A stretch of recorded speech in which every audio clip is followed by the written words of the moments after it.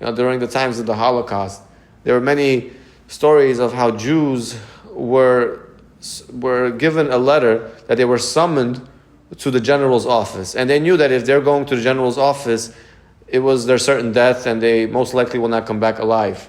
And when such a Jew would get a letter that would summon him to the general's office, he would walk up to one of the fellow inmates or one of his fellow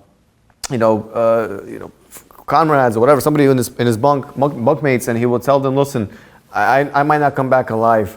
I don't know if I'll make it, but I just want to let you know that I have a shirt, and I think this might be more useful to you than to me, because maybe you'll have chances of surviving. So he will take off his shirt and he'll give over his shirt to his to his friend, and then he will take off his shoes.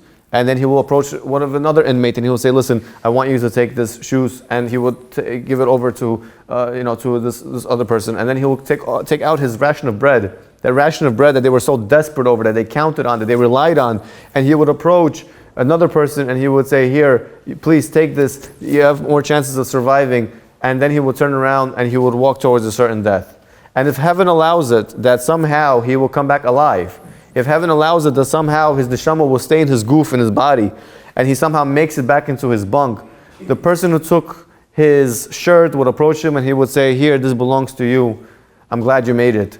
And then the person who took his shoes would approach him and he would say, here, please take this back. This rightfully belongs to you. And the person who took his ration of bread will come up to him with a tear in his eye and he would say, here, please take this back. This is rational bread that you gave to me, and I'm glad that you're amongst the living. Where does the Jew get this moral state of clarity? Where does the Jew get this moral standards of nobility? Where, as in most cases, when people are being treated like animals, they only become animals. Whereas in Gehenna on earth, we were able to conduct ourselves in the most refined of ways, and we were thinking about each other. Whereas in most cases, people will only be thinking about themselves. Why? Because the Jew understands that in situations like this is when your true character is being exposed.